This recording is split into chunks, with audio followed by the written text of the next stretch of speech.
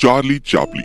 दोस्तों, ये नाम दुनिया के सबसे बड़े कॉमेडियन का नाम है, जिसने सारी दुनिया को हंसाया और आज भी चार्ली दुनिया भर के सभी कॉमेडियंस के लिए उनके आइडल हैं। लेकिन उनकी निजी जिंदगी के बारे में लोग बहुत ही कम जानते हैं।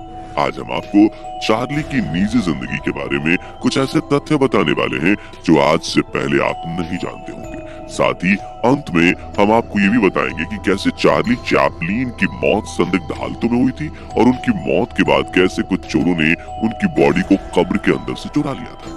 दोस्तों, चार्ली चैपलिन का जन्म 16 अप्रैल 1889 को वॉलवर्थ, लंदन, इंग्लैंड में हुआ था। चार्ली कॉमेडियन, एक्टर और एक बेहतरीन डायरेक्टर होने के साथ साथ एक प्रोड्यूसर, स्क्रीन राइटर, कंपोजर और एक एडिटर भी थे। लेकिन सवाल ये उठता है कि चार्ली इस फील्ड में आए कैसे।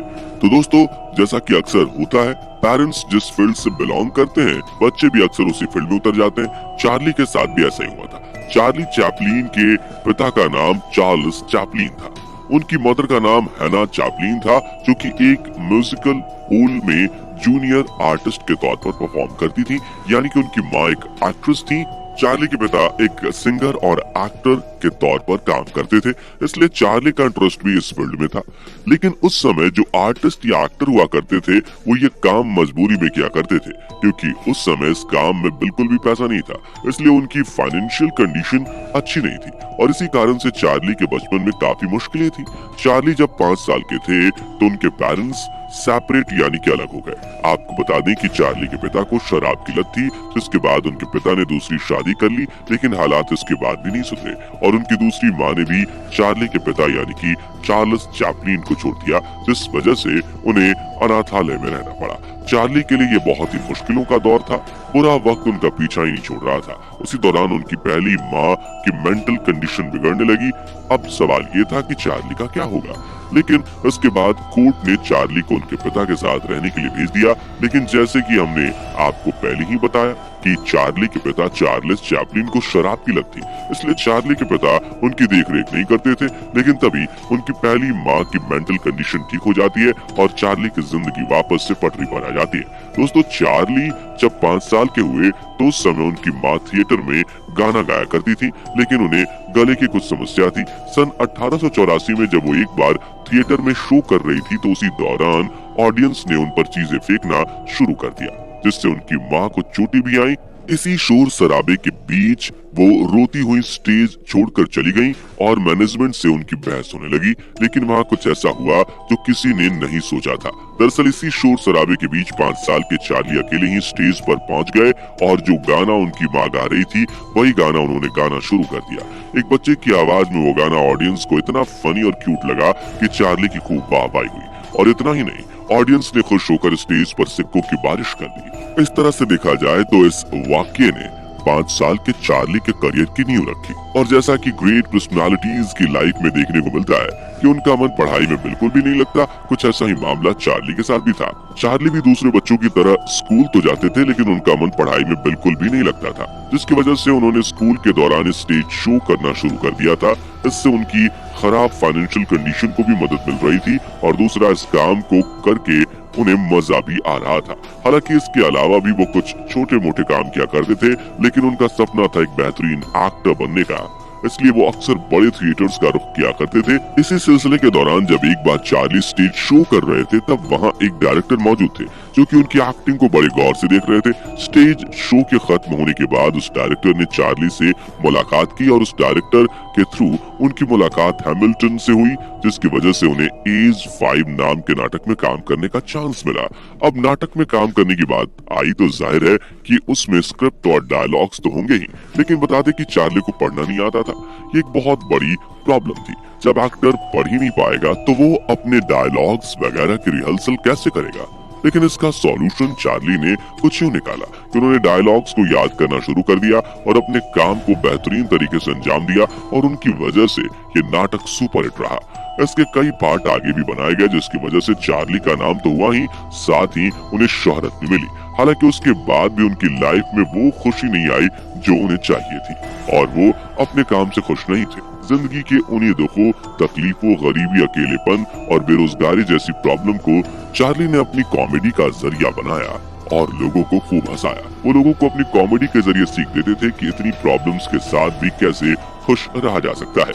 और उस दौर की बात की जाए तो लोगों को ऐसे ही मोटिवेशन की जरूरत भी थी, क्योंकि ये वो दौर था जब वर्ल्ड वॉर चल रहा था और सारी दुनिया संकट से गुजर रही थी।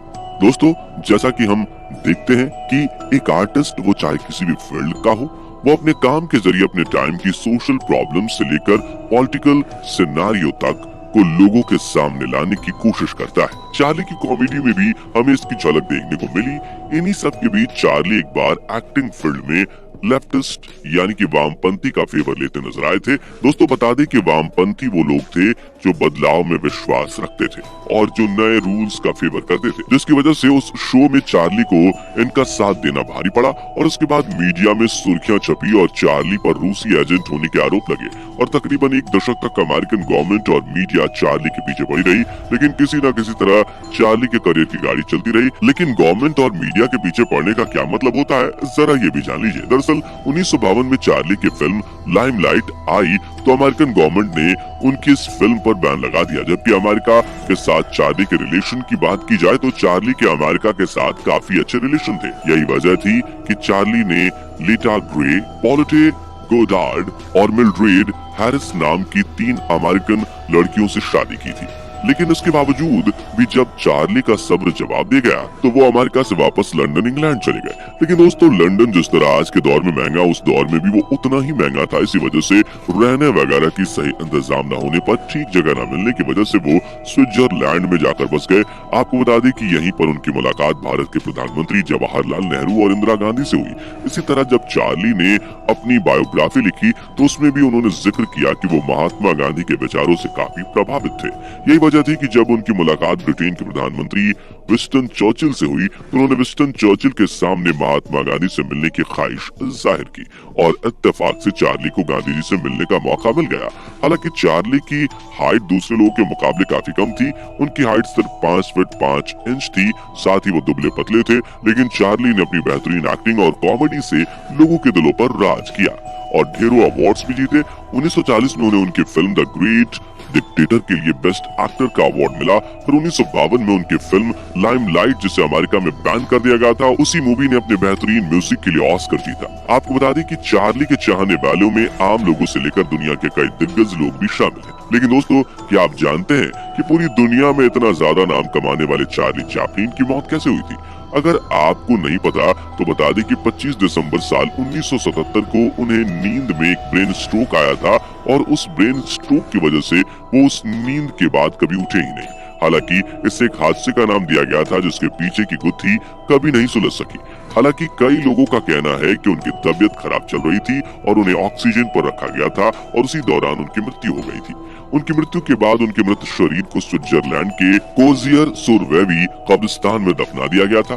हालांकि 2 दिन बाद ही कुछ लुटेरों ने चार्ली चैपलिन की कब्र खोदकर उनके मृत शरीर को निकाला और उसे अपने साथ ले गए, जिसके बाद उन्होंने उनके परिवार वालों से उनके शरीर को लौटाने के लिए $6 लाख की मांग की। जिसके बाद उनके परिवार वालों ने कहा कि चार्ली चैपलिन स्वर्ग में है, ना कि उनके पास। जिसके बाद पुलिस ने उन लुटेरों को पकड़ लिया और चार्ली चैपलिन के शरीर को पूरी सुरक्षा के साथ फिर से दफना दिया गया।